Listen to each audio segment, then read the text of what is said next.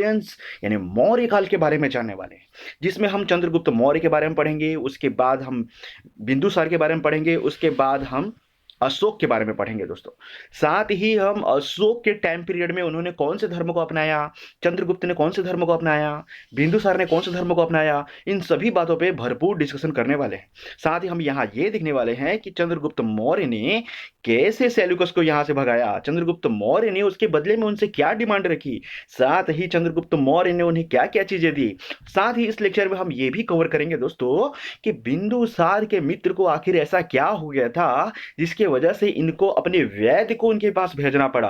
साथ ही हम यहाँ ये भी चेक करेंगे दोस्तों कि अशोक किस प्रकार से अपने साम्राज्य का विस्तार करते हैं, अशोक क्या हृदय कैसे परिवर्तित होता है जो कि इतना एक क्रूर शासक के रूप में था दोस्तों। सो हम यहाँ पे ये चेक करेंगे कि कैसे आखिरकार उनका हृदय परिवर्तित होता है। उपगुप्त भारत आकर के अशोक को ऐसी कौन सी ज्ञान की बातें बताते हैं जो अशोक के मस्तिष्क में नहीं बल्कि इतिहास में सुनहरे पन्नों पर वो लिखा जाता है। सो हम इन कई सारे तथ्यों पर डिस्कशन करने वाले हैं। So let's begin this lecture without talking any more. I hope कि आप सभी का जोश जो है वैसे ही बना हुआ होगा जैसे आपने पिछले 10 लेक्चरों में बनाए रखा था, और आप इंपॉर्टेंट पॉइंट्स को नोट करते चलिएगा दोस्तों। सो यहाँ पे देखिए हम इस लेक्चर में कवर करने वाले हैं कौन कौन से चीजों को, तो आइए देखते हैं इनके बारे में इंपॉर्टेंटली। सो हम इसमें देखने वाले हैं सबसे पहले एम्परर्स के बारे में जानेंगे, फिर उसके बाद एंट्री करा देंगे चंद्रगुप्त मौर्य की, चाणक्य की, और समझेंगे चाणक्य ने आखिरकार उन्हें कैसे विजयी बनाया और इसके पृष्ठभूमि को भी समझेंगे दोस्तों। इसमें हम इसका इंट्रोडक्शन देखेंगे, थॉट ऑफ हिस्टोरियंस चेक करेंगे कि इतिहासकार उनके विषय में कौन कौन सी टिप्पणी रखते हैं, कौन कौन सी बातें बताते हैं। साथ ही हम यहाँ देखेंगे एम्पायर बिल्डिंग उन्होंने अपना कैसे किया। साथ ही वहां हम ये भी चेक करेंगे कि उन्होंने कौन कौन से क्षेत्रों में अपना शासन जो है भरपूर रूप से चलाया। उसके बाद हम इनके एडमिनिस्ट्रेशन को देखेंगे जिनकी चर्चा तो दूर दराज तक होती है दोस्तों, क्योंकि इनका एडमिनिस्ट्रेशन मानो ऐसा था जैसे कि इन्होंने एक स्मार्ट सिटी बनाई हो, जैसे कि इन्होंने एक ड्रीम सिटी बनाई हो। ओके, अब इसके बाद हम जानेंगे मेगास्थनीज के बारे में जो कि काफी इंपॉर्टेंट बंदे हैं इस चैप्टर के लिए और इस क्वेश्चन के लिए, क्योंकि मेगास्थनीज वह व्यक्ति है जिसे सीजीपीएससी में बहुत आया, एमपी पीएससी में, बिहार पीएससी में, गुजरात पीएससी में, राजस्थान पीएससी में आपके क्वेश्चन देखने को मिलते हैं। साथ ही यूपीएससी में भी कई बार ऐसे क्वेश्चन देखने को मिले हैं दोस्तों। साथ ही हम यहां समझेंगे कि सेंट्रल पावर ऑफ मौर्यंस क्या था, उनका एक सेंट्रल पावर क्या था, मतलब कि उनकी जो पावर थी वो किस तरफ बिलोंग करती थी, किस तरफ जो है वो डिपेंड रहते थे। इसके बारे में भी हम समझेंगे कि आखिरकार उन्होंने पावर्स को कैसे कैटेगराइज किया और कैसे पावर को ओवरहेड नहीं होने दिया, मतलब सिर पे नहीं चढ़ने दिया। ओके, साथ ही हम यहाँ चेक करेंगे इनकी ब्यूरोक्रेसी कैसी थी और आखिरकार ये ब्यूरोक्रेसी का डिपार्टमेंट कौन संभालते थे। सिंपल सी बात है, चाणक्य संभालते थे, तो उन्होंने क्या क्या इसके लिए फंडे अपनाए, सभी के बारे में हम भरपूर डिस्कशन करेंगे। साथ ही इनके डिटेक्टिव डिपार्टमेंट के भी हम डिस्कशन करेंगे कि इनका जो जासूस विभाग था, इनके जो गुप्तचर थे, वो कौन सी इंफॉर्मेशन ला के इनको देते थे और किस प्रकार से उन्होंने शासन को आगे बढ़ाने में भरपूर सहयोग किया दोस्तों। और साथ ही हम इसके कुछ मिसलेनियस पॉइंट्स भी कवर करेंगे, जैसे कि कुछ और इंपॉर्टेंट बातें, ओके, जिसको आप छोटी मगर मोटी बातें कहकर जान सकते हो। अब इसके बाद हम इस लेक्चर की शुरुआत करते हैं। सो आई होप कि आप सभी को इस लेक्चर में बहुत ज्ञान मिलने वाला है दोस्तों। सो सबसे पहले इस लेक्चर की शुरुआत करने से पहले मैं आप सभी को इसके बैकग्राउंड को बताना चाहूंगा, आखिरकार इसका बैकग्राउंड क्या है। सो हमारे साथ बने रहिए दोस्तों। सो देखिए दोस्तों, एक्चुअली क्या हुआ, जब नंद डायनेस्टी चल रही थी तब घनानंद जो धनानंद थे, धनानंद ने क्या किया दोस्तों, वो अपने साम्राज्य में बहुत ही निर्दयता से शासन कर रहे थे। लोगों से जबरन टैक्स वसूलना, किसानों को प्रताड़ित करना, उन पे जबरदस्ती 10 प्रकार के टैक्सेस लगा देना, भले ही उनकी आय उतनी हुई हो या नहीं हुई हो। सो इससे पब्लिक भी काफी परेशान थी और वो चाहती थी कि कोई आए और इसे लात मार के भगा दे। और इसीलिए दोस्तों इन्होंने क्या किया, चंद्रगुप्त मौर्य का साथ दिया। चंद्रगुप्त मौर्य की एंट्री कैसे हुई, जैसे कि मैंने आपको पिछले लेक्चर्स में बताया था किस प्रकार धनानंद ने विष्णुगुप्त यानी चाणक्य का इंसल्ट करके उसे भगा दिया, और चाणक्य ने अपनी चुटिया खोली और कहा मैं ये चुटिया तब तक नहीं बांधूंगा जब तक मैं तुम जैसे पापी से बदला ना लूं और तुम्हें इस कुर्सी से उखाड़ के फेंकना ही मेरा लक्ष्य है। और उन्होंने चंद्रगुप्त नाम का एक मिसाइल तैयार किया दोस्तों, और उस मिसाइल को सीधा छोड़ दिया किसके तरफ? धनानंद के परिवार के तरफ, जिससे धनानंद का परिवार जो है ध्वस्त हो गया। दूसरा यह इंपॉर्टेंट कारण यहां यह भी था कि धनानंद से प्रतिशोध लेने के लिए चंद्रगुप्त क्यों तैयार हुआ, क्यों उसे पूरे भारत की जो है लोगों की इतनी चिंता हुई कि धनानंद की वजह से लोग बाग परेशान हो रहे हैं। ऐसा आखिरकार धनानंद ने क्या करा होगा जिसके वजह से चंद्रगुप्त रेडी हो गया? तो देखिए, धनानंद ने ये करा कि उन्होंने उसकी जो माता थी, उनकी जो माता थी, किनकी माता थी? चंद्रगुप्त मौर्य की माता। उनको उन्होंने काफी ज्यादा परेशान करा दोस्तों, और उनके विषय में ही इतिहास में आपके क्वेश्चन बनते हैं कि उनकी माता का नाम क्या था। सो हम इस सभी बातों पर डिस्कशन करेंगे, और यहीं से शुरुआत होती है जब चाणक्य ने उनको बुलाया और उनको तैयार किया, कई लोगों से तैयार किया मिलकर के, और उनको युद्ध कला में माहिर बनाया, साथ ही उनको राजनीतिक कला में, युद्ध कौशल में और हर प्रकार के बारीकियों को सिखाने का प्रयास किया दोस्तों। तभी तो वे एक ड्रीम सिटी का तैयार कर पाए और ड्रीम राज्य उन्होंने बना करके पूरी दुनिया के सामने एक बहुत ही बड़ा एग्जाम्पल पेश किया। सो आइए शुरुआत करते हैं इस लेक्चर की। यहां तक की घटना उनकी पृष्ठभूमि थी दोस्तों, क्योंकि बैकग्राउंड जाने बिना हम इतिहास के पन्नों को नहीं पलट सकते, वरना आपको कोई भी बात समझ में नहीं आएगी। So let's continue this lecture. अब यहां से हम कुछ इंपॉर्टेंट बातों को जानेंगे दोस्तों, जिसमें मैं आप सभी को बताने जा रहा हूं कि अलग अलग बुक्स में कैसे अलग अलग डेट्स बताए जाते हैं। ओके, सो यहां पे चेक कीजिए दोस्तों। सबसे पहले हम यहां पे चेक करते हैं 322 से लेकर के 298 बीसी तक चंद्रगुप्त मौर्य का शासनकाल रहा। उसके बाद 298 से 272 बीसी तक बिंदुसार का शासनकाल रहा। 268 बीसी से लेकर के 232 बीसी तक अशोक का शासनकाल रहा। तो क्या मौर्यन डायनेस्टी यहीं तक रही? नहीं दोस्तों, मौर्यन डायनेस्टी चली 184 बीसी तक। अब ये 184 तक कैसे चली सर, जब आप तो बता रहे हो कि अशोक का कार्यकाल 232 में एंड हो गया था? तो उसके बाद भी कुछ ऐसे राजा आए दोस्तों जो कि इतिहास में उनका नाम तो दर्ज है, किंतु उन्होंने कोई ऐसा कार्य नहीं किया जो कि सीजीपीएससी उनको सेलेक्ट कर सके आपके एग्जाम में देने के लिए। ओके, ना ही कोई भी पीएससी उनको सेलेक्ट करती है आपके एग्जाम में देने के लिए। ओके दोस्तों, इसीलिए हम उनको इग्नोर तो नहीं करेंगे, उनके बारे में मैं आपको जरूर बताऊंगा, लेकिन इस लेक्चर के पार्ट 2 में बताऊंगा दोस्तों। Okay, so let's continue this lecture. अब मैं आपको बोल रहा था कि यहाँ पे कौन कौन सी डेट्स में बारीकी है, आइए समझते हैं उसके बारे में। तो यहां देखिए दोस्तों, ये डेट लिखा है चंद्रगुप्त मौर्य के लिए, जैसे कि आप सभी को दिख रहा है। हो सकता है आप नेट में विकिपीडिया में सर्च करें तब भी आपको यही डेट दिखाई दे, लेकिन क्या है दोस्तों, जो एनसीईआरटी की बुक है, ओके, जो कंबाइन एनसीईआरटी है, उसमें यह डेट बताया गया है 323 बीसी। 323 बीसी से 298 बीसी तक उनका कार्यकाल यह मेंशन किया गया है दोस्तों। अब उसके बाद जैसे कि यहाँ पे मैंने आपको बताया 298 बीसी में क्या होता है, उनकी मृत्यु हो जाती है, और उनकी मृत्यु होने के बाद 298 से 272 बीसी तक क्या होता है दोस्तों, वहां पे बिंदुसार की फिर एंट्री होती है और वह राजा बन जाते हैं। साथ ही यहाँ पे 268 से लेकर के 232 बीसी तक अशोक की एंट्री होती है। तो यहाँ पे ये डेट थोड़ा सा कंफ्यूजन करता है, वहां पे आपको कंफ्यूज कर सकता है कि बिंदुसार का जो कार्यकाल है, कई सारे बुक्स में हिस्ट्री के 273 बीसी बताया गया है दोस्तों। स्पेशली मैं आपको बताना चाहूंगा, जो एनसीईआरटी को प्रिफर करते हैं जो बच्चे प्रिपरेशन के लिए, वहां कंबाइन एनसीईआरटी में 273 बताया गया है। हो सकता है और भी कई सारे बुक्स में ऐसा दिखाया गया हो। साथ ही यहाँ पे देखिए, अरिहंत के बुक में भी ऐसे ही बताया गया है दोस्तों। उसके बाद 268 से लेकर के 232 बीसी, ये अशोक का कार्यकाल। तो आप यहाँ पे सोच सकते हैं 272 से 268 ये कैसे? तो देखिए दोस्तों, कुछ बुक्स में ऐसा बताया गया है कि 273 में बिंदुसार की मृत्यु होने के पश्चात अशोक का कार्यकाल स्टार्ट होता है और 273 से लेकर के 232 तक चलता है। कुछ बुक्स में यहाँ पे ये भी बताया गया है दोस्तों कि इनका कार्यकाल जो है 269 से स्टार्ट होता है, क्योंकि ये पहले बोलते हैं कि मैं पहले अपने जो भाई है सुसी, मुझसे पहले मैं बदला लूंगा, उसके बाद उसकी मृत्यु देने के बाद उसको मैं राजगद्दी पे बैठूंगा। लेकिन वे शासन चला रहे थे दोस्तों, इसलिए आप इसको मान सकते हो 2 से भी मान सकते हो, 273 से। लेकिन रियलिटी में आज की डेट में आप एग्जाम में कौन सा डेट में टिक करोगे तो सही होगा, ये जानना आपके लिए सबसे ज्यादा इंपॉर्टेंट है। तो आप देखिए दोस्तों, आप इन्हीं डेट्स को फॉलो कीजिएगा, जो कि एग्जाम पॉइंट ऑफ व्यू से काफी ज्यादा हेल्पफुल होगा। और एग्जाम में आपका जो एग्जामिनर्स होते हैं, जो एग्जाम लेने वाले होते हैं बंदे, ये आपके लिए इन्हीं डेट्स को सेलेक्ट करते हैं और इन डेट्स पे आपको मार्क्स देंगे दोस्तों। ओके, सो आई होप कि आपको ये क्लियर हो गया होगा। आइए जानते हैं इनके बारे में कुछ और इंपॉर्टेंट बातें। तो यहां देखते हैं सबसे पहले चंद्रगुप्त मौर्य के इंट्रोडक्शन के बारे में। हम इसमें जानेंगे ये इन जो मौर्य डायनेस्टी था, इसके फाउंडर कौन थे। इसके फाउंडर थे चंद्रगुप्त मौर्य। और इनको किन्होंने गाइड किया था, तो इनको चाणक्य ने गाइड किया था दोस्तों।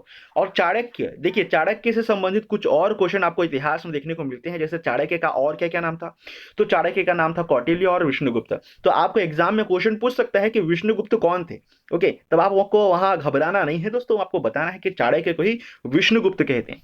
ओके, अब यहां से देखिए उनके माता जी का नाम क्या था, तो उनके माता जी का नाम था मूरा। तो अगर उनके माता जी का नाम चेक करें, उनके पिताजी का नाम नहीं बताएंगे तो उनके फादर नाराज हो जाएंगे दोस्तों। इसलिए हम देख लेते हैं उनके पिताजी का नाम भी क्या है। तो उनके पिताजी का नाम है सारवर्था सिद्धि। ओके, सारवर्था सिद्धि मौर्य। तो अब यहाँ पे ये हिंदी लैंग्वेज में कैसे लिखा होगा, हिंदी लैंग्वेज में लिखा होगा सर्वथा सिद्धि मौर्य। ओके, अब देखिए इनके पुत्र का नाम क्या था, तो इनके पुत्र का नाम जैसे कि मैंने बताया बिंदुसार था। और इसके बाद जो है कौन से शासक आने वाले थे दोस्तों, इनके बाद जो आने वाले शासक थे दोस्तों, वह कौन थे, बिंदुसारी थे। मतलब चंद्रगुप्त मौर्य के बाद बिंदुसार की ही एंट्री होने वाली थी। और उनसे पहले कौन से शासक थे, उनके पहले शासक थे नंद डायनेस्टी के लोग, यानी धनानंद को उन्होंने पराजित किया और स्वयं जो है राजगद्दी पे बैठ गए दोस्तों, मैंने जैसा कि आपको बताया था। ओके, अब यहां से एंट्री होती है दोस्तों चंद्रगुप्त मौर्य की। एक्चुअल आप पिक देख सकते हो वो किस तरीके से थे। एक होनहार, कुशल और राजनीतिक विशेषज्ञों से भरपूर उनके पास ज्ञान की एक पोटली थी, जिसमें कई सारे महान ज्ञाता लोग उनके साथ थे दोस्तों, और उनका समर्थन कर रहे थे, क्योंकि वे निर्माण कर रहे थे ड्रीम सिटी का। सो आइए देखते हैं चंद्रगुप्त मौर्य के बारे में कुछ और इंपॉर्टेंट बातें। तो देखिए दोस्तों, हिस्टोरियन जस्टिन सेड। अब ये हिस्टोरियन जस्टिन कौन है दोस्तों, हिस्टोरियन जस्टिन ने इनको इनके विषय में बताया। ये यूनान के एक लेखाकार थे, इतिहास लेखाकार।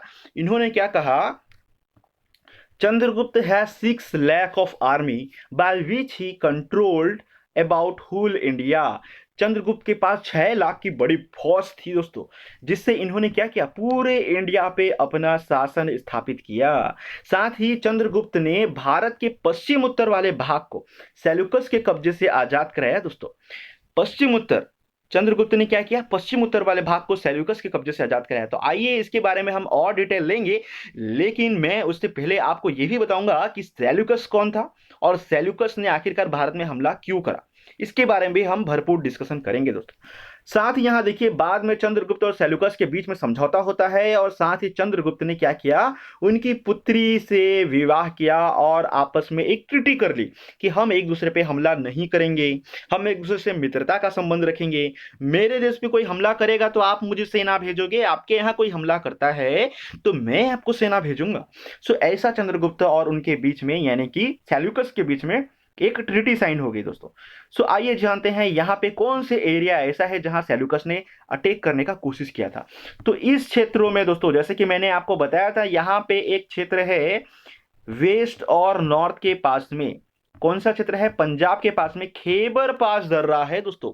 उन क्षेत्रों में ज्यादातर विदेशी आक्रमण आपको देखने को मिलते हैं इतिहास की घटनाओं में। सो आखिरकार ऐसा क्या हुआ होगा, तो देखिए दोस्तों, एक्चुअली क्या हुआ था, जैसे कि हम जान रहे थे कि नंद डायनेस्टी के टाइम पे सिकंदर द ग्रेट जो है वो भारत आए हुए थे, और सिकंदर द ग्रेट जो है वो इंडिया में अटैक करना चाहते थे।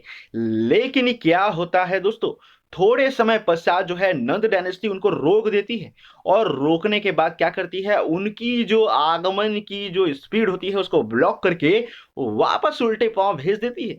साथ ही कुछ समय पश्चात हमको देखने को मिलता है दोस्तों कि जब सिकंदर द ग्रेट सिकंदर क्या होता है, जब भारत आ रहे होते हैं, और जब भारत आ रहे होते हैं तब उनका वॉर हो जाता है दोस्तों। किससे हो जाता है वॉर, उनका होता है राजा पोरस से। राजा पोरस और उनके बीच में युद्ध होता है। उस युद्ध में ऐसी घटनाएं घटती हैं दोस्तों कि जो सिकंदर था, सिकंदर को परास्त का, अपनी हार का सामना करना पड़ता है। और हार का सामना करना पड़ता है, जिसके बाद जो है उनको वापस जाना पड़ता है। लेकिन कई सारी बुक में बताया गया है कि राजा पोरस को हार का सामना करना पड़ता है। ओके, सो यहाँ पे मैं आपके कंफ्यूजन को दूर करता हूं दोस्तों। ना ही सिकंदर को हार का सामना करना पड़ा, ना ही राजा पोरस को हार का सामना करना पड़ा। लेकिन सीजीपीएससी के एग्जाम में अगर क्वेश्चन आता है तो आप बताएंगे राजा पोरस को हार का सामना करना पड़ा। ओके, लेकिन रियलिटी यही है दोस्तों कि ना सिकंदर को हार का सामना करना पड़ा, ना राजा पोरस को हार का सामना करना पड़ा। ओके, दोनों को हार का सामना नहीं करना पड़ा। एक्चुअली क्या होता है, राजा पोरस के यहां एक दरबारी काम कर रहा था। वह दरबारी क्या होता है, बाद में जाकर के सिकंदर के यहां काम करने लग जाता है। ओके, और वहां वह सलाहकार के रूप में काम करता है। फिर जब सिकंदर भारत में आक्रमण कर रहा होता है, जब उसको पता चलता है कि वह राजा पोरस से युद्ध लड़ रहा है, तो वह वापस आता है और उन दोनों को समझाता है कि तुम दोनों आपस में क्यों लड़ रहे हो, ये भाई साहब भी बहुत अच्छे हैं, ये भाई साहब भी बहुत अच्छे हैं, ना तुम इनसे युद्ध में जीतोगे ना आप इनसे युद्ध में जीतोगे। दोनों की युद्ध जो है कभी समाप्त नहीं होगी, दोनों लड़ोगे और मर जाओगे, पूरा नुकसान होगा आपका। सो आप एक काम कीजिए, क्यों ना आप अगर मित्रता कर लें आपस में, तो आपका पावर जो है वो डबल हो जाएगा। उस कंडीशन में आपको कोई पराजित नहीं कर पाएगा। और ऐसी स्थिति में जो सिकंदर थे उन्होंने हाँ बोल दी और दोनों के बीच में मित्रता हो गई। और मित्रता होने के बाद सिकंदर वापस लौट गए दोस्तों। ये सब टॉपिक हमने आपके लिए नोट्स के फॉर्म में क्यों प्रिपेयर नहीं किया दोस्तों, आप हमसे क्वेश्चन कर सकते हैं। इसका रीजन ये है बिकॉज ये सब टॉपिक जो है आपकी वर्ल्ड हिस्ट्री से कुछ कुछ कनेक्टेड है, जो कि आपके स्टेट पीएससी के एग्जाम में नहीं पूछे जाते, आपके सिलेबस से ये आउट ऑफ रेंज है। सो इसीलिए इस टॉपिक के बारे में हमने यहाँ पे डिस्कशन नहीं करा, लेकिन फिर भी मैं आपको इसकी पृष्ठभूमि बता रहा हूं दोस्तों। सो उसके बाद सिकंदर जब यहाँ से लौट जाते हैं तो उनकी दो सेना के अध्यक्ष थे। एक था थल सेना का अध्यक्ष जिसका नाम था सेल्यूकस निकेटर, एक था जल सेना का अध्यक्ष जिसका नाम था निर्याकस। अब निर्याकस और सेल्यूकस निकेटर में कौन सी बातें होती हैं, सेल्यूकस जब ये वापस चले जाते हैं तो सेल्यूकस निकेटर बोलते हैं कि क्या हुआ आपका भारत विजय और विश्व विजय की कहानी, आप वापस आ गए सर। तो एक काम करते हैं, मैं जाता हूं और आपके सपने को पूरा करूंगा। जब उन्होंने उत्तर पश्चिम के क्षेत्र में आक्रमण करने की चेष्टा करी, तब क्या होता है, तब ऐसी स्थिति में उनको चंद्रगुप्त मौर्य जो है इतनी बुरी तरीके से पराजित करते हैं कि उनको हार का सामना करना पड़ा।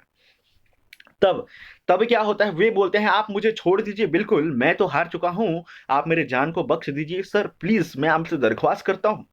तो उन्होंने कहा ठीक है, हम एक समझौता कर लेते हैं और उसके बदले में आप जो है अपनी पुत्री का विवाह, जो उनकी पुत्री का नाम था हेलेना, वो हमसे करा दीजिए, हमसे मतलब चंद्रगुप्त मौर्य से करा दीजिए।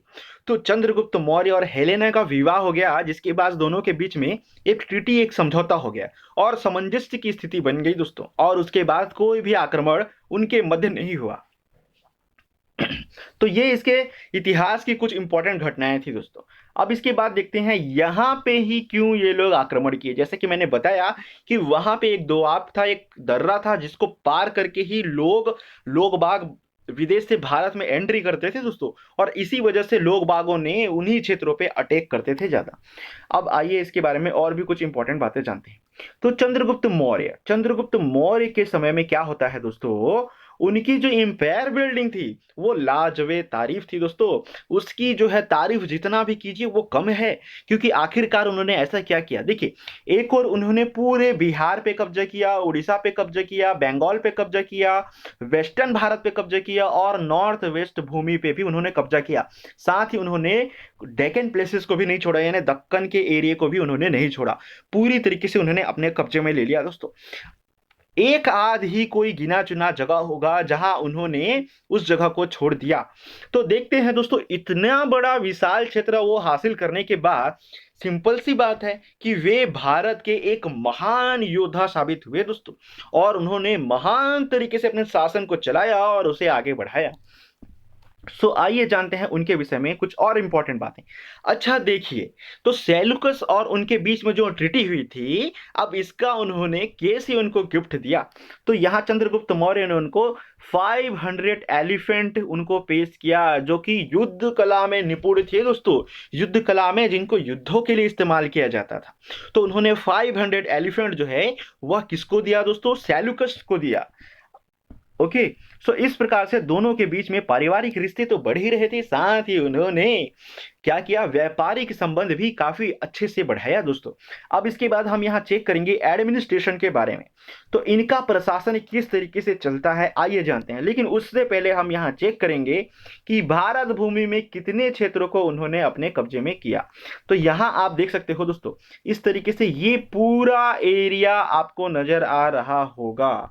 इतना विशाल क्षेत्र को उन्होंने अपने कब्जे में किया, सभी क्षेत्रों को उन्होंने विजय हासिल की और वहां पे उन्होंने अपना आधिपत्य स्थापित किया दोस्तों। आई थिंक आपको ये समझ में आ गया होगा। इसके बाद देखिए यहाँ पे कुछ और इंपॉर्टेंट बातें हैं जिसको हमको जानना काफी इंपॉर्टेंट है। मौर्य बहुत ही विस्तृत प्रशासन स्थापित कर रहे थे और इन्होंने कैसे किया, साम्राज्यवादी नीतियों को पालन कर रहे थे, लेकिन इसके लिए इन्होंने क्रूरता का इस्तेमाल नहीं किया, क्योंकि उन्होंने पावर को अपने हेड ओवर नहीं आने दिया। ओके, अपने सिर पे नहीं चढ़ने दिया, शक्ति का जो घमंड होता है उसे। आखिरकार इन्होंने कैसे ये पूरे साम्राज्य को विजय हासिल करते गए दोस्तों, जिसकी सूचना, अब ये तो सिंपल सी बात है, इन्होंने साम्राज्य विस्तार किया, लेकिन इसकी सूचना आपको कहां से मिलती है, तो इसकी सूचना आपको मिलती है मेगास्थनीज नाम के एक राइटर की पुस्तक है दोस्तों, जिसका नाम है इंडिका। यह क्वेश्चन आपकी स्टेट पीएससी में आपको देखने को मिलेगा कि मेगास्थनीज ने कौन सी पुस्तक लिखी या चंद्रगुप्त मौर्य के बारे में किस पुस्तक में बताया गया है। आप बता सकते हैं इंडिका। साथ ही दोस्तों कौटिल्य के अर्थशास्त्र नामक किताब में भी इनके बारे में इंफॉर्मेशन मिलती है, जो कि इकोनॉमिकली उनको स्ट्रांग और पॉलिटिकली उनको स्ट्रांग बनाने की कोशिश कर रहे होते हैं। इन सब बातों पे हम विस्तृत जानकारी ले चुके हैं दोस्तों। आई होप कि ये देखिए एग्जाम में पूछे जाने वाले ही टॉपिक्स हैं जो कि आपको आपके एग्जाम में बैठते वक्त आपको ध्यान में रहने चाहिए। इसलिए आप हमारे नोट्स को क्विक रिवीजन कीजिएगा दोस्तों, और साथ ही सारे वीडियोस लेक्चर जो है फॉरवर्ड से देखिएगा, जिससे कि आपका रिवीजन हो जाए। और एटलीस्ट 3 बार जरूर देखिएगा दोस्तों, मिनिमम 3 बार। ओके, और अगर आपको इसमें परफेक्ट होना है तो एटलीस्ट 5 टाइम्स आप देख सकते हैं, जिससे कि आपको इसमें एकदम परफेक्टनेस आ जाएगा और कोई भी क्वेश्चन आपसे नहीं छूटेगा। जो क्वेश्चंस, जो इंपॉर्टेंट टॉपिक्स हमारे अभी इस लेक्चर में अगर छूट जाते हैं बाय द वे, उसको हम इसके टेस्ट सीरीज में जरूर कवर करेंगे दोस्तों। आप हमारे साथ इसी तरीके से बने रहिए और भरपूर लेक्चर का आनंद उठाते रहिए। यहाँ पे देखिए दोस्तों, इनके एडमिनिस्ट्रेशन में एक इंपॉर्टेंट व्यक्ति, जैसे कि जिनका नाम मैंने आपको बताया, वह व्यक्ति कौन थे दोस्तों, उन व्यक्ति का नाम था मेगास्थनीज। तो यही भाई साहब वो मेगास्थनीज हैं। Megasthenes was the ambassador of Greece. ये ग्रीस की क्या थे, एम्बेसडर थे दोस्तों। ओके, और इन्होंने क्या करा, सबसे इंपॉर्टेंट बात, इनको किन्होंने भेजा, तो सेल्यूकस निकेटर ने इनको भेजा था कि आप जाइए और चंद्रगुप्त मौर्य की कहानी लिखिए और उनके विषय में विस्तृत जानकारी इकट्ठा कीजिए। और इसके बाद क्या होता है दोस्तों, इतिहास में हमको कई सारे विषय में इनके संबंध में जानने को मिलता है। जैसे Megasthenes was a writer, he wrote some stories, यहाँ सी नहीं होगा दोस्तों, ही होगा। He wrote some stories about not only Pataliputra but also about whole Maurya empire. ना केवल इन्होंने पाटलिपुत्र के विषय में कहानी लिखी, ना केवल इन्होंने पाटलिपुत्र में होने वाली घटनाओं को टिप्पणी किया, बल्कि इन्होंने जितना भी क्षेत्र चंद्रगुप्त मौर्य और मौर्यन डायनेस्टी ने कवर करके रखा था, सभी एरिया को उन्होंने नोट डाउन किया, साथ ही उसका एक नोट्स बनाया और उस नोट्स को इंडिका नाम की बुक में छपवा दिया। साथ ही उस बुक से इतिहासकारों ने क्वेश्चन उठाए और उसको हम सभी को दे दिया दोस्तों। ओके, यहाँ पे देखिए कुछ और इंपॉर्टेंट बातें। तो देखिए ये एक्चुअली थे कौन, ये एक्चुअली जैसे कि मैंने बताया कि ये राजदूत थे, इनको सेल्यूकस ने भेजा था और इन्होंने कई पुस्तक लिखी, जिसमें से एक थी इंडिका। और उस इंडिका में एक्चुअली वो इंडिया का था, इसीलिए उन्होंने कहा इंडिका नाम रखा जाएगा उसका। ओके, आप समझ सकते हैं कितना इंपॉर्टेंट है ये बंदे जो हैं, ठीक है, जो कि सेल्यूकस के द्वारा भेजे गए थे। अब आइए जानते हैं क्वेश्चन के बारे में कि which sectors are basically focus in the book of Indica. कौन से क्षेत्र को इंडिका की बुक में ज्यादातर जो है ध्यान दिया गया है।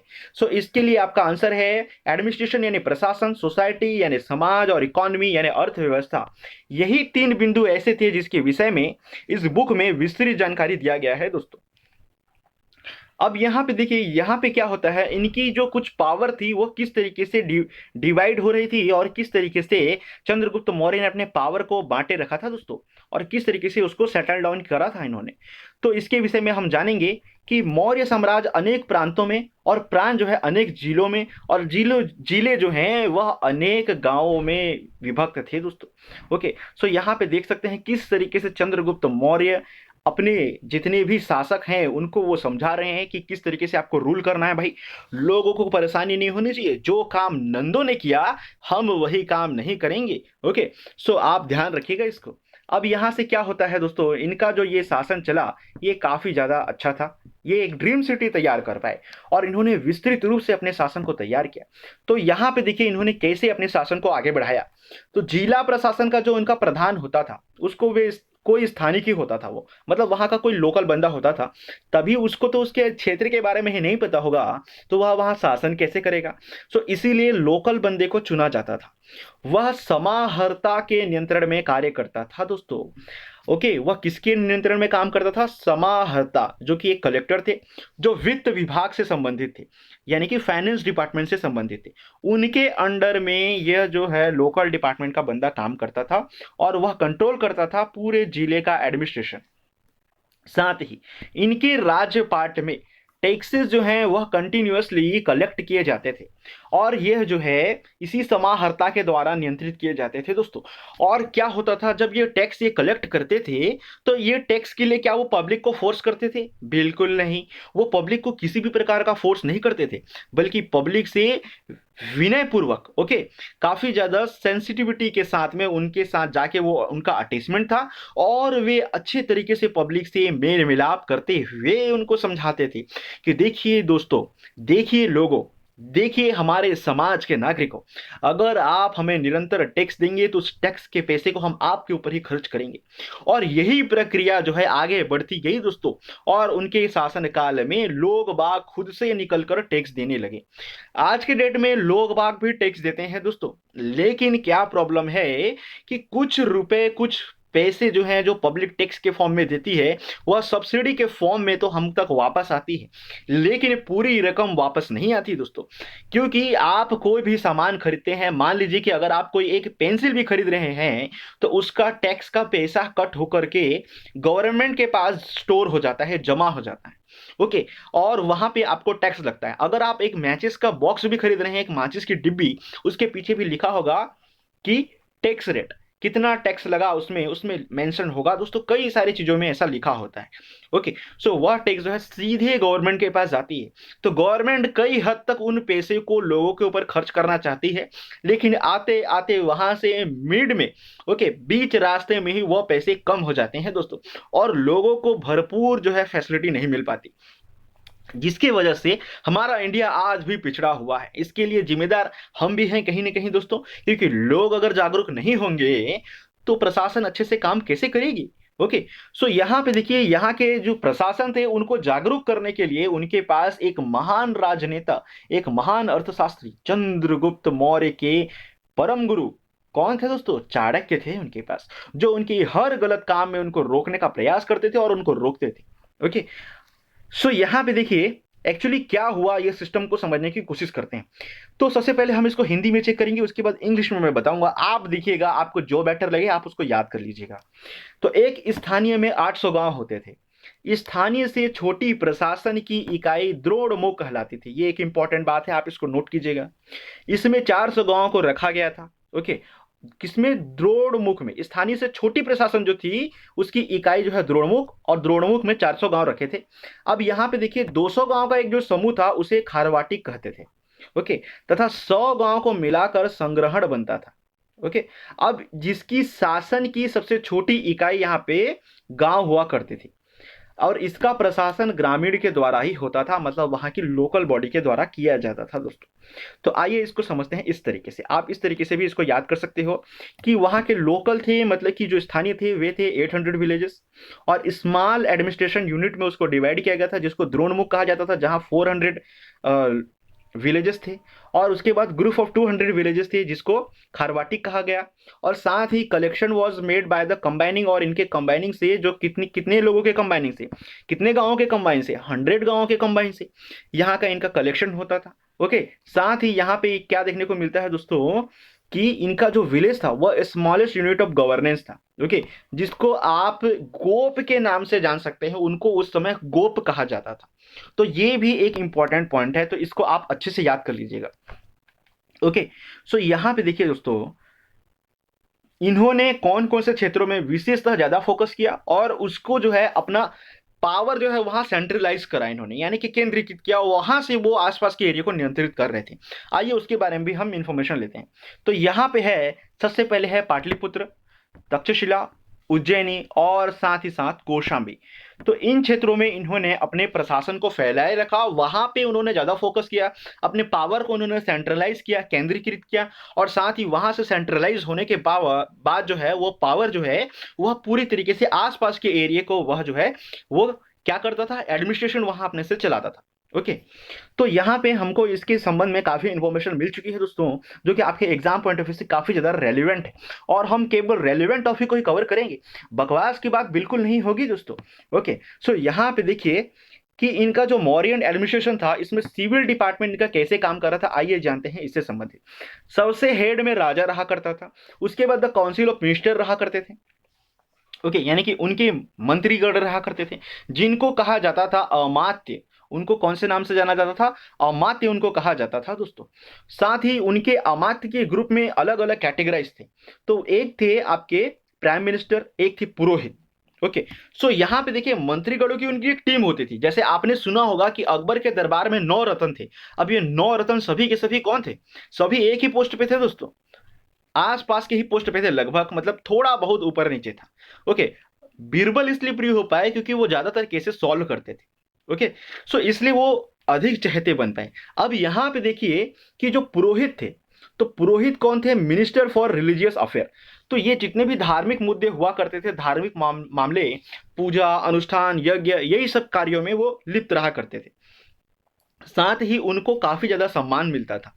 ओके, फिर उसके बाद वहां पे द्वारिक रहा करते थे, जो कि उनके रॉयल पैलेस के रखवाले थे, यानी वहां के वो मिनिस्टर के फॉर्म पे उनको नियुक्त किया जाता था। साथ ही वहां पे एक फाइनेंस मिनिस्टर रहा करते थे जिसको समाहर्ता कहा जाता है, जैसे अभी हमने देखा था थोड़ी देर पहले। और वहां पे एक कौन रहते थे दोस्तों, सानिध्याता रहते थे। कौन रहते थे, सानिध्याता। ओके, अब ये सानिध्याता कौन है दोस्तों, सानिध्याता मिनिस्टर ऑफ ट्रेजरी होते थे। ओके, ये किसी प्रकार के जो व्यापारिक संबंध के मामले रहते थे, आदान प्रदान के मामले रहते थे, परचेस और सेलिंग के मामले रहते थे, और किस तरीके से हमारे गुड्स जो हैं वो एक देश से दूसरे देश की ओर जाएंगे, उनकी निगरानी, उनकी सुरक्षा की जिम्मेदारी इनके हाथों में ही थी। सो यहाँ पे देखिए कुछ और भी लोग थे यहाँ पे जो शासन में कार्यरत थे। एक थे व्यवहारिक। अब ये व्यवहारिक उनको कहा जाता था, जो कि वहां के लॉ मिनिस्टर रहते थे।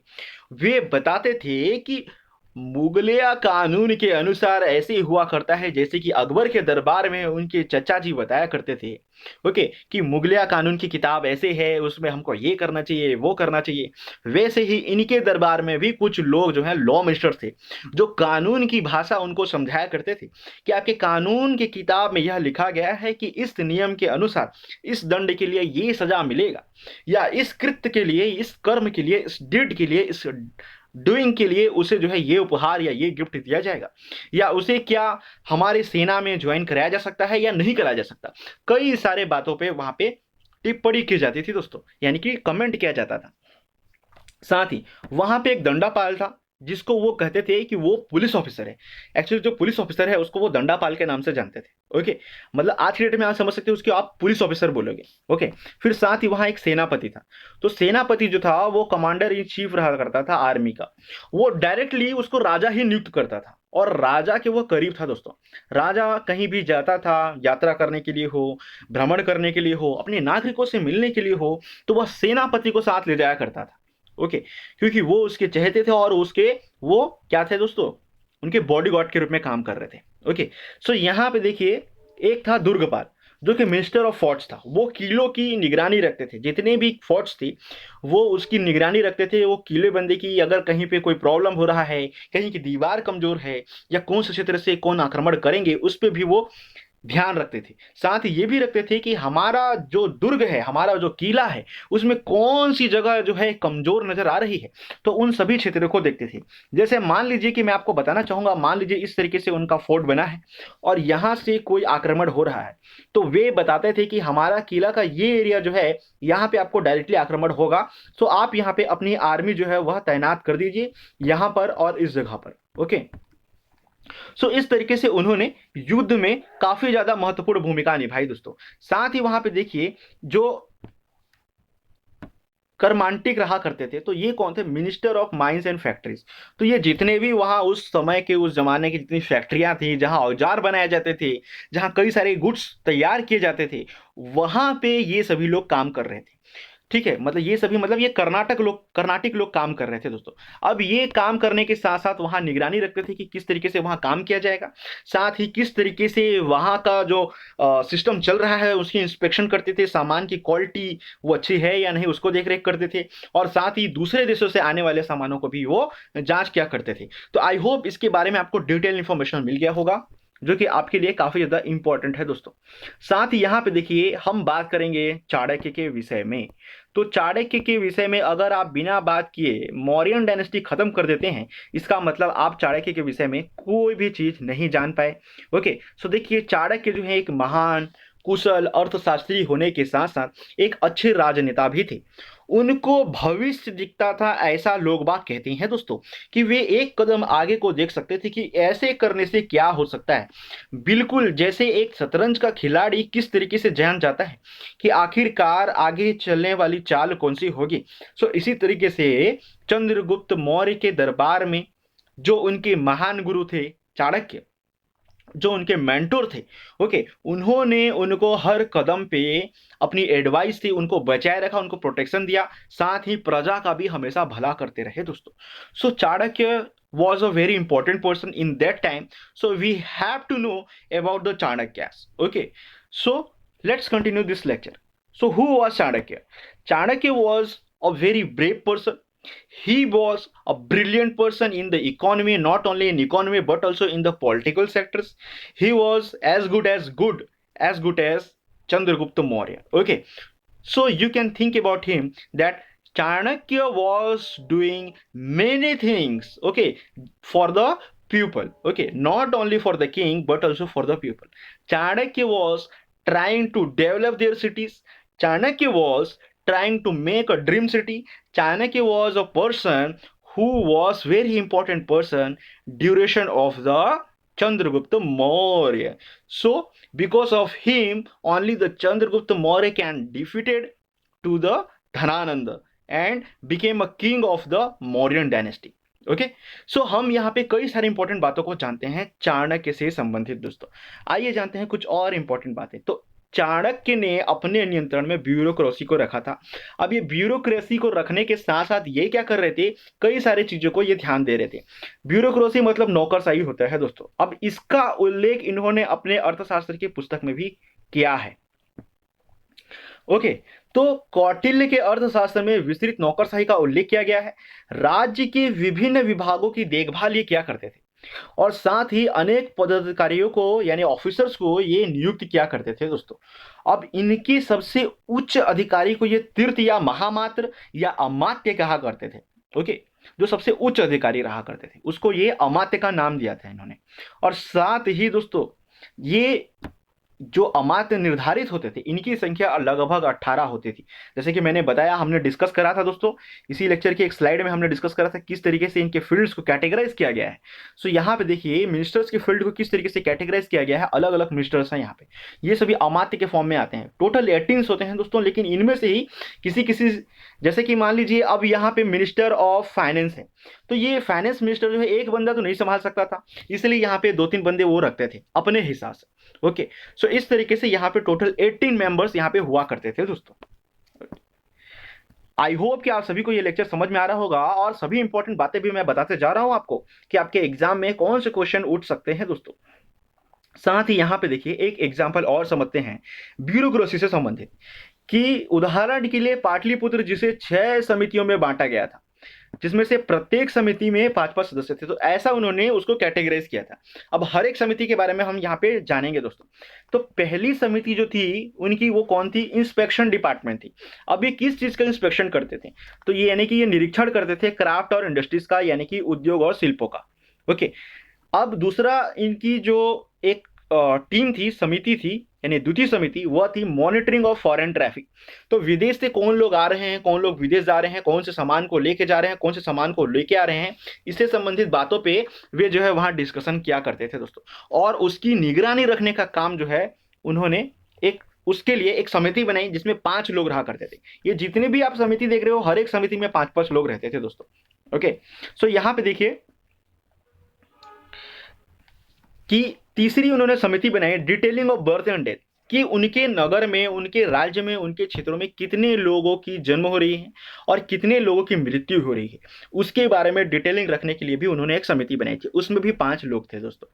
Trade and commerce care inspection यहाँ किया करते थे, यानी वाणिज्य और व्यापार पे वो देखभाल रखा करते थे, उसके लिए एक समिति उन्होंने बना रखी थी जो कि उनकी चौथी समिति थी।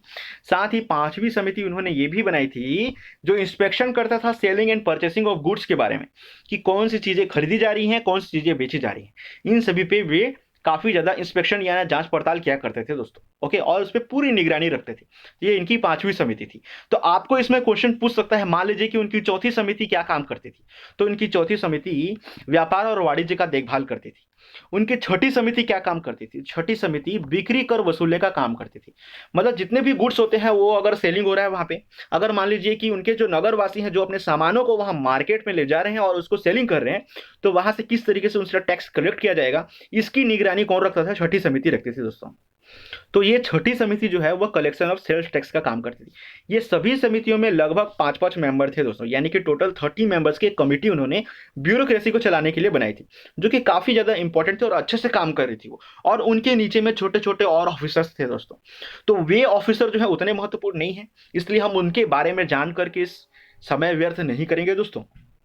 सो आई थिंक आपको ये समझ में आ गया होगा। ये सभी 6 मूलभूत बिंदु आप बिल्कुल नोट कीजिएगा और इसको याद कर लीजिएगा। कहीं से कुछ भी क्वेश्चन उठ सकता है, इसलिए हमको चौकस रहना है। ओके, सो साथ ही साथ यहाँ पे देखिए दोस्तों, हम इसके आगे की डिटेलिंग लेते हैं। यहाँ पे क्या देखने को मिलता है हमको, कुछ मिसलिनियस पॉइंट है, लेकिन उससे पहले हम यहाँ पे जानेंगे इनके डिटेक्टिव डिपार्टमेंट के बारे में। सो डिटेक्टिव डिपार्टमेंट में क्या होता है दोस्तों, कि all detective departments are dependent on the mahamatya. ये जितने भी डिटेक्टिव डिपार्टमेंट थे ये महामान्य यानी कि जो प्रमुख मंत्री हुआ करते थे उनके अंडर में काम किया करते थे। अब ये डिटेक्टिव डिपार्टमेंट क्या काम करते थे? ये एक गुप्तचर होते थे जो अपनी सूचना दूसरे तक लगने नहीं देते, दूसरे राज्य की सूचना स्वयं ले आते थे और भरपूर राजा को बताते थे कि सर वो राज्य ऐसा कर रहा है, वहां पे ये डेवलपमेंट का काम हो रहा है, वो राज्य युद्ध कला लड़ाई के लिए, लड़ने के लिए कैसे वह आगे बढ़ रहा है, कैसे वह अपने घोड़ों को, हाथियों को, सैनिकों को ट्रेनिंग दे रहा है, कैसे वहां राज व्यवस्था आगे बढ़ रही है। लेकिन दोस्तों एक और देखिए, क्योंकि संपूर्ण भारत में लगभग उनका प्रशासन चल रहा था, मैंने कहा लगभग संपूर्ण भारत में चंद्रगुप्त मौर्य का ही तो प्रशासन चल रहा था। सो देखिए ज्यादातर जो इनके गुप्तचर थे ये विदेशों में होने वाली घटनाओं को इन तक पहुंचाते थे। दूसरी इंपॉर्टेंट बात, जो भारत देश है हमारा, उसके अंदर में कौन से क्षेत्र में कैसा शासन चल रहा है, क्या वहां लोग बाग खुश तो हैं, क्या लोगों की कंप्लेनिंग तो नहीं आ रही है, इनसे संबंधित इंफॉर्मेशन ये डिटेक्टिव डिपार्टमेंट ला करके राजा तक पहुंचाता था दोस्तों, यानी अमात्य को बताता था और अमात्य जा करके राजा से डिस्कस करते थे। सो यही इनकी कहानी थी दोस्तों। अब यहां पे देखिए इन्होंने एक ऑर्गेनाइजेशन भी बनाए रखा था जो कि लैंड वर्किंग सिस्टम था, यानी एक जगह पर रहकर काम करने वाला गुप्तचर। तो एक ऐसा ऑर्गेनाइजेशन था जो कि एक जगह पर रह के काम करते थे। जैसे लैंड मतलब की होता है दोस्तों कि लैंड एरिया नेटवर्क। जैसे आपको कंप्यूटर में आप देखे होंगे कई एक ऑफिस होते हैं जहां पे आसपास में कई सारे कंप्यूटर अटैच्ड होते हैं, तो वो एक लैन एरिया नेटवर्क कहलाता है। ओके, तो ये लैंड एरिया नेटवर्क में कई सारे लोग जो गुप्तचर थे वे काम किया करते थे। मतलब मान लीजिए कि मैं आपको समझा देता हूँ, इसको डिटेल से आपको समझ में आएगा दोस्तों। जैसे ये अलग अलग क्षेत्र है, जैसे मान लीजिए एक राज्य में अलग अलग इनका क्षेत्र है जो उनके गुलाम तो नहीं है लेकिन उनके प्रशासनिक क्षेत्र के अंतर्गत आते हैं। अब यहाँ पे एक गुप्तचर रख देंगे, यहाँ एक गुप्तचर रख देंगे, यहाँ एक गुप्तचर और यहाँ एक गुप्तचर। तो ये डिटेक्टिव क्या करेंगे, पूरे एरिया की निगरानी रखेंगे, क्या क्या घटनाएं हो रही हैं इसके बारे में ये पता करेंगे और इनको इन्फॉर्मेशन देंगे। एक प्रकार से आप बोल सकते हो कि एक रॉ एजेंट की तरह काम करते थे। और रॉ एजेंट जो है किस तरीके से दूसरे देश में प्रवेश करता है, वहां का वासी बन के रहता है, लोगों को तनिक भी खबर नहीं होती कि ये रॉ है। ओके, सो यहाँ पे देखिए, और पूरी इंफॉर्मेशन ला करके वह अपने देश में देता है, अपने जो सरकार होती है उसको वो बताता था। तो वैसे ही यहाँ पे भी वो कार्य किए जाते थे दोस्तों। साथ ही यहाँ पे एक प्रतिवेदक का भी इंपॉर्टेंट रोल है कि विशेष संवाददाता, इसकी पहुंच सीधे राजा से होती थी। ये कौन था, विशेष संवाददाता था। ये डायरेक्टली राजा से अपनी बातें कर सकता था। ओके, यानी कि काउंटर रिपोर्ट जो है ये जा करके, जैसे गुप्तचर रिपोर्ट लाए, गुप्तचर रिपोर्ट लाने के बाद प्रतिवेदक को बोले, यानी जो काउंटर डिपार्टमेंट है वहां पे बोले, और वहां पे काउंटर डिपार्टमेंट में बोलने के बाद counter department means directly to the king, directly राजा के पास जा सकते थे या अमात्य को बोल सकते। अगर मान लीजिए अमात्य के खिलाफ कोई गलती मिली तो डायरेक्ट राजा के पास जाकर के ये जो है गुप्तचर इंफॉर्मेशन दिया करते थे। और उस टाइम तो लोग जानते हैं दोस्तों, लोग बाग जानते हैं, आप देखे होंगे कई सारे टीवी सीरियल्स में भी कि कबूतर जा जा बोल के एक गाना चलाते थे और वो कबूतर जो है इंफॉर्मेशन लेके जाता था और जा करके उसी बंदे को देता था। आप सोचिए खुद कि जिसके पास वो इंफॉर्मेशन पहुंचनी होती थी। कमाल की बात है दोस्तों। ओके, टीवी सीरियल्स वाले कुछ भी बना सकते हैं। सो यहाँ पे देखिए पुलिस आनी, पुलिस आनी यानी कि उनकी पुलिस एस्कॉर्ट की एक डिपार्टमेंट थी। अब ये पुलिस एस्कॉर्ट डिपार्टमेंट क्या काम करती थी, तो यहाँ पे देखिए ये क्या काम करती थी दोस्तों, कि लोगों के विचारों से राजा को अवगत कराती थी और राजा के विचारों से लोगों को अवगत कराती थी। वो लोगों को जाके बताते थे कि आपका राजा ऐसे बोलते हैं, आपके विषय में ऐसे सोचते हैं, आपके लिए ये कार्य कर रहे हैं, इसके विषय में उनको इन्फॉर्मेशन होती थी। दूसरी, साथ ही लोग बाग क्या चाहते हैं राजा से और क्या डिमांड रखते हैं उसके विषय में भी ये इंफॉर्मेशन हुआ करती थी दोस्तों। आप इसको समझ सकते हैं आसानी से। साथ ही यहाँ पे एक चर डिपार्टमेंट भी था, जिसको आप एमिजरी के नाम से जान सकते हो। अब ये क्या काम करता था, अर्थव्यवस्था में वर्णित गुप्तचर थे ये। मतलब अर्थव्यवस्था में, मतलब इकोनॉमी की जो बुक है चाणक्य की, उसमें यह बताया गया है कि वहां पे कुछ गुप्तचर हैं जिनको वे चर कहा करते थे, यानी कि एमिजरी कहा करते थे। साथ ही कुछ और भी डिटेक्टिव थे जिनको वे जो है गुड़ पुरुष यानी कि स्टेल्दी मैन कहा करते थे दोस्तों। इस तरीके से ये कुछ यहाँ पे इंफॉर्मेशन देखने को मिलती है। आइए जानते हैं कुछ मिसलिनियस पॉइंट्स के बारे में भी जो कि काफी ज्यादा महत्वपूर्ण है। तो यहाँ पे हम चेक करेंगे सबसे पहले, कौटिल्य के अनुसार सेना चतुरंगिणी थी। चतुरंगिणी मतलब वहां पे पैदल सैनिक थे, वहां पे हाथी थे, वहां पे घोड़े थे, वहां पे रथ वगैरह भी थे दोस्तों। साथ ही सीमाओं की रक्षा के लिए मजबूत किला बनाया गया जिसकी सुरक्षा दुर्गपाल और अंतपाल क्या करते थे, जो कि हमने यहाँ पे देखा दोस्तों। अभी पिछले स्लाइड में हमने चेक किया है क्योंकि मिनिस्ट्री डिपार्टमेंट में एक फोर्ट मिनिस्टर भी रहा करता था जो कि दुर्गों की रक्षा करता था, जो कि मैंने आपको समझाया था। साथ ही यहाँ पे क्या होता है दोस्तों, कुछ और भी इंफॉर्मेशन है। जैसे प्लिनी प्लानक नाम के एक यूनानी लेखक थे। अब ये माफ कीजिएगा दोस्तों, इसका नाम था प्लिनी प्लानक। ओके, अब ये प्लिनी जो है इनका पूरा नाम था। तो इन्होंने क्या किया कि चंद्रगुप्त की सेना में कितने आर्मी है उसके विषय में बताया। तो इन्होंने बताया कि सेना में लगभग 6 लाख के आसपास पैदल सिपाही हैं, 30,000 के आसपास घुड़सवार हैं और 9,000 के आसपास हाथी। ऐसा इन्होंने इंफॉर्मेशन दिया था दोस्तों। ओके, यहाँ पे देखिए मैगस्थनीज ने भी एक बुक लिखी थी जिसका नाम है इंडिका, जिसके बारे में पूछा जाता है। तो आप यहाँ पे ये देखिए, 2 राइटर आपको दिख रहे हैं यहाँ पे, एक प्लिनी, दूसरा मैगस्थनीज। और भी मैंने कुछ राइटर्स के बारे में आपको बताया है लेक्चर की शुरुआत में। ओके, इन्होंने बताया कि इनके सैनिक प्रशासन के लिए 30,000 अधिकारी की एक परिषद गठन की गई थी, यानी कि एक कमेटी बनाई गई थी। तो ऑब्वियस सी बात है मैगस्थनीज की कहानी कैसे गलत होगी, वो तो भारत आए हुए थे, उनके साथ रह करके वे जो है कहानी लिख रहे थे, पूरी स्टोरी उनकी बना रहे थे, बायोग्राफी तैयार कर रहे थे, जो 5-5 सदस्यों की 6 समितियों में बदले हुए थे। ओके, अब इनमें 6 समिति और डिवाइड किया गया था। एक थे पैदल, घुड़सवार, हाथी वाले एरिया, रथ, नाव और सवारी वाले। ओके, तो इस प्रकार से ये 6 डिपार्टमेंट बांटा गया था कि पैदल चलने वाले सैनिकों की अलग टीम होगी, घुड़सवार की अलग टीम होगी, हाथियों की अलग टीम होगी, रथों की यानी कैरियर्स की अलग टीम होगी, नाव की यानी कि नेवी डिपार्टमेंट। अगर मान लीजिए जल मार्ग से कोई अटैक कर दिया तो क्या होगा, तो ऐसी स्थिति में भी उन्होंने नाउ यानी कि नेवी डिपार्टमेंट के लिए भी अपनी आर्मी में तैयार की थी। तो मान के चलिए एनडीए की भी वो तैयारी करवा रहे थे दोस्तों, यानी नेशनल डिफेंस एकेडमी की भी वो तैयारी करवा रहे थे। मानना पड़ेगा चंद्रगुप्त को। उसके बाद जो आता है सवारी वर्ग के लोग। सवारी वर्ग के लोग क्या करते थे, ये अब उसमें कौन से जो आर्मी के सोल्जर्स हैं वो लोग उसमें बैठेंगे जो कि उनको युद्ध कला में माहिर हैं।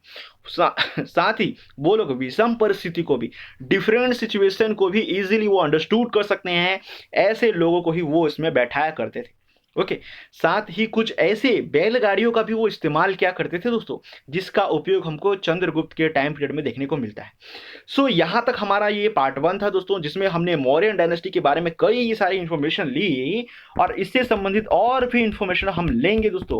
ओके, जो कि हमारे पार्ट 2 में होगा, जिसमें हम जानेंगे कि आखिरकार ऐसा क्या हुआ कि चंद्रगुप्त मौर्य की मृत्यु हो गई और चंद्रगुप्त मौर्य जो है उन्होंने महापरिनिर्वाण जो है ग्रहण कर लिया और अपने शरीर का त्याग कर दिया। ओके। सो इसके विषय में भी हम जानेंगे। साथ ही हम ये भी जानेंगे कि चंद्रगुप्त मौर्य जो हैं वह जैन से कैसे प्रभावित हुए। और दूसरी बात, हम उस लेक्चर में ये भी कवर करेंगे दोस्तों कि किस प्रकार बिंदुसार का कार्यकाल रहा और किस प्रकार उन्होंने कार्य किया, और साथ ही हम उसमें अशोक के बारे में भी विस्तृत जानकारी लेंगे कि आखिरकार अशोक का हृदय परिवर्तित कैसे होता है। ओके। सो आई थिंक आप सभी को ये लेक्चर काफी ज्यादा पसंद आया होगा दोस्तों, और इसमें कई सारी इंपॉर्टेंट बातें मैंने आपको बताने का प्रयास किया है जो कि आपके एग्जाम पॉइंट ऑफ व्यू से काफी रेलेवेंट था। मैंने बताया आपको कि कौन कौन से जगह में इंपॉर्टेंट पॉइंट्स हैं जिसको आप कवर कर सकते हो, जो कि आपके एग्जाम में आपको स्कोर करा सकते हैं। सो इसी तरीके से आप हमारे साथ बने रहिए दोस्तों। लेकिन दूसरी इंपॉर्टेंट बात मैं आप सभी को यह भी बोलना चाहूंगा कि आप सभी मेंस के कोर्स को भी ज्वाइन कर सकते हैं दोस्तों, जिसमें मैं आपको एक स्टेप में आंसर राइटिंग बताने वाला हूं कि किस तरीके से आप आंसर राइटिंग करोगे और आपका विकास जो है वो अच्छे से हो सकता है, और साथ ही किस तरीके से आप आंसर राइटिंग लिखोगे। साथ ही मैं उसमें यह भी बताऊंगा कि किस तरीके से इंट्रोडक्शन शॉर्ट फॉर्म में तैयार किया जाता है दोस्तों।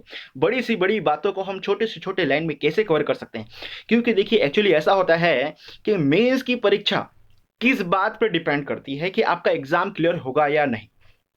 तो देखिए दोस्तों, हो सकता है कि आपको इतिहास की पूरी जानकारी हो सकता है कि आप इतिहास की कई सारे बातों को याद रखते हो, लेकिन उसको कम वर्ड्स में लिख पाना ही असली स्टूडेंट की निशानी है दोस्तों। कम वर्ड्स में ज्यादा बातें बता पाने का तरीका ही आपको एग्जाम क्लियर कराएगा।